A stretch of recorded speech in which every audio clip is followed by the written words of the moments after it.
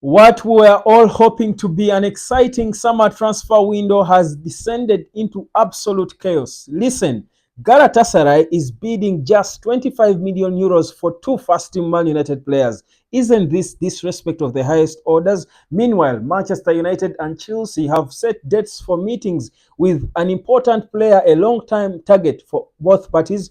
But guess what? Chelsea have got a project going on, a clear project they have built. Yet Manchester United is still angers with just their manager. What team of the two would the player choose? Well, Ineos are still on the hunt, the world over, going left, right, and center, looking for anyone to come in and replace Eric Ten Hag. They are yet to confirm whether he's leaving or not. Probably they feel like anyone can replace him. They just want to get rid of him. How should Eric Ten Hag be feeling right now? Welcome to the United Hotspot. Like and share. My name is Webb. Let's get proper into this Manchester United talk. We are powered by Uplift Causes, www.upliftcauses.org. But let's get into it now. Rio Ferdinand has come out to break something we have not, a report coming through suggesting that Galatasaray have put in a request of a 25 million euro request, verbal bid, to try and sign Scott McTominay and Aaron Wan-Bissaka. Now listen, if this is not disrespect, what is? Because without a doubt, these are two players we all think are surplus requirements. They should be leaving. But 25 million euros, not pounds, for both players, meaning their valuation of each is about 10 million pounds. I think is disrespect of the highest order. Man United turned down 30 million pounds from West Ham for Scott McTominay in the last summer. McTominay has definitely been a better player for Man United than he was the season before because of the goals he scored. His value cannot go down. He should be going higher. But Galatasaray have reportedly put in a bid of 25 million euros for both of them. Now, for Wan-Bissaka, I think the valuation is just about 10 million euros. We can listen, 10 to 15. But 25 million euros for two is, again, for me, clubs mocking Manchester United. Has it got to this? They clearly see that we are desperate and clueless, that they will come and mock us with such offers anyhow. That's what is happening. But the reality is, these are two players I think we believe should be going. I think by this time we should be going into these conversations. Which players should be leaving or staying. And I think these two players should be leaving without a shadow of a doubt. Maybe Scott could stay, but there are so many people who feel that if we can get reasonable money for Aaron Wan-Bissaka, he should be leaving. He is among those we expect to be put up for sale. So that is what is coming through. Now, meanwhile, according to Fabrizio Romano, both Chelsea and Manchester United have booked meetings with Michael Olise. He knows they have been interested in him for the longest time. Michael Olise is a boyhood fan of Manchester United. In fact, on X, I think he follows only two clubs, Crystal Palace, his club, and Manchester United. So in terms of interest, he would certainly want to join Manchester United. But we are in a race against the team he turned down. Remember, this is the advantage you could have. He turned down Chelsea in the last summer, yet they were willing to trigger his then 35 million pounds release clause. But he turned them down.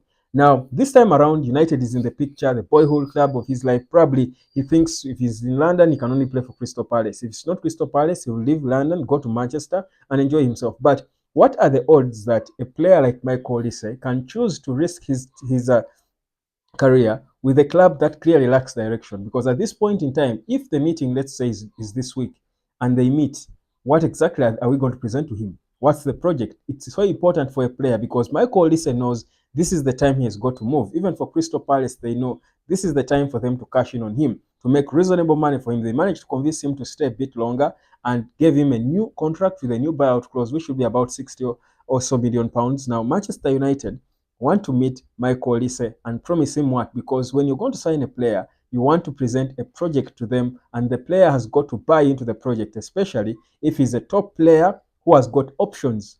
Now, this is exactly where it's the same case with Joao Neves. We are so interested in Joao Neves, but who is going to be his manager?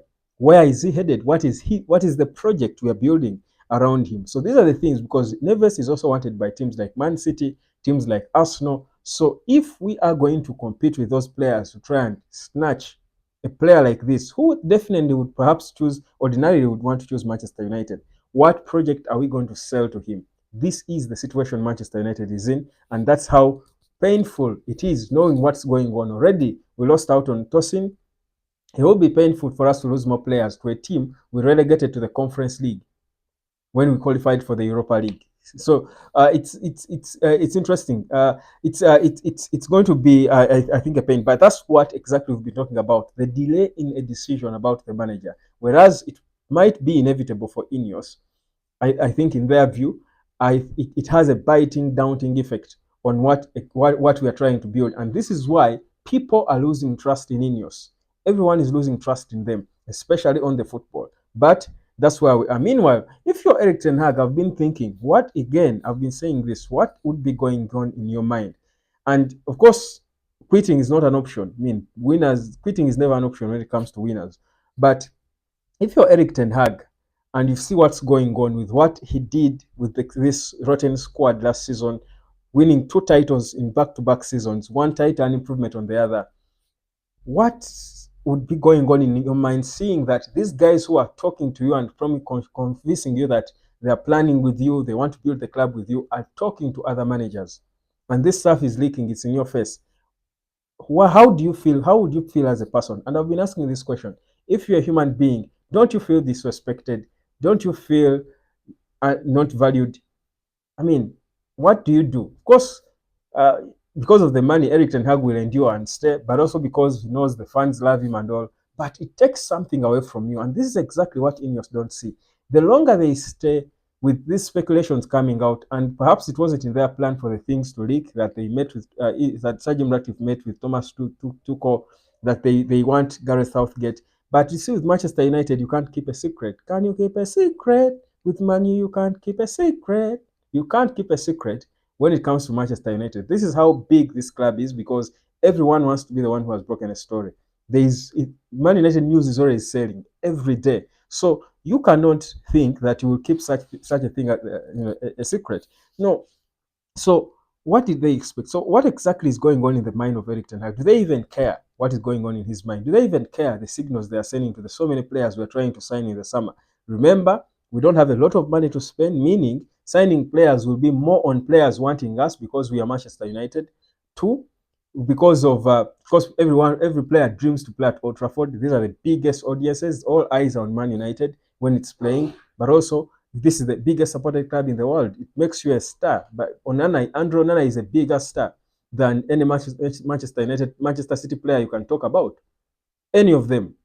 Andrew Onana makes more news than any of them just because he's a player of Man United, despite not winning anything. Okay, maybe the FA Cup now. But the whole point is, every player would want to play for Manchester United. But besides that, what are you going to sell? You're not in the Champions League. You're not, winning titles, Premier League titles. You've got to at least have a dream to sell to a player. But even the manager himself, is uncertain. The lack of clarity is sinking us deeper than we ever were. I think even under the Glazers, it's so bad, so sad. But probably, again, the benefit of doubt, I keep leaving it as a disclaimer. Probably it was always going to be inevitable, given what Ineos have got to deal with in trying to change and improve this club. But the reality is something could be done. At least right now, the one thing Ineos have got to do is say something so that these speculations stop. Come out and say something. Their silence is causing more harm than good. Ineos' silence is the worst, and they don't have to have a decision on Eric Ten Hag. Maybe they are looking for someone who is not yet born, I don't know, or to manufacture a robot. These days, technology is so good, is so big. Maybe they are looking to manufacture the perfect robot to fit into what they're trying to build. The thing is, come out and say something so that you put a stop to all the speculations, because these speculations are the reason we are going to lose out on players. They are the reasons we are going to arm our enemies, our opponents, with the exact weapons they need for us to go into the season from a very bad point.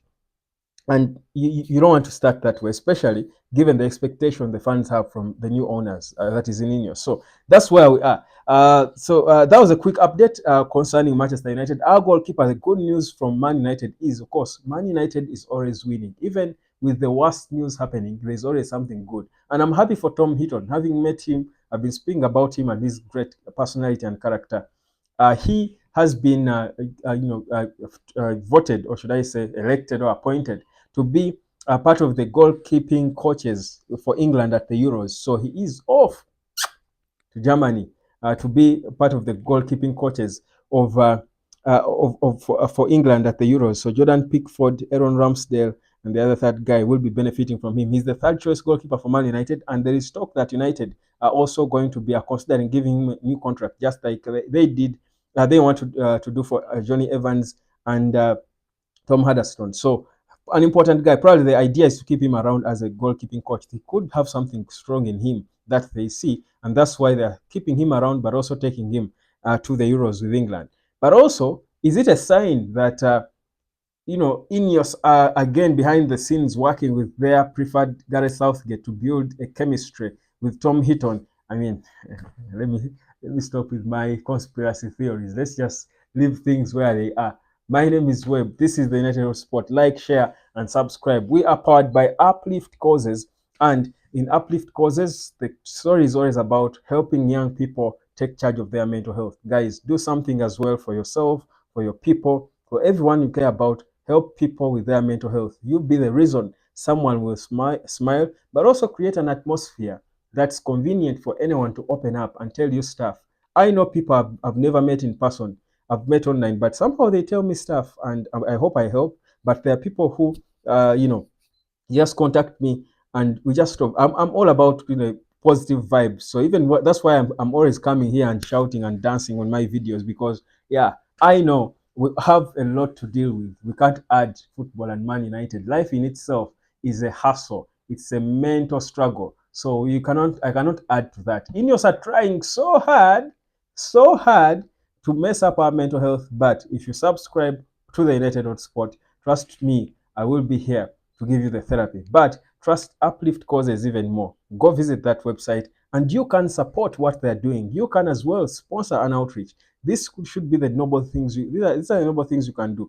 For a few dollars, you can sponsor an outreach, and we keep going to these communities and reaching and spreading the messages as we grow together. We don't know, or no, only God knows how much impact we can make in terms of helping young people with their mental health. Very important. My name is Webb. Like, share, and subscribe, and I'll catch you later. It's a big G bless. Cheers.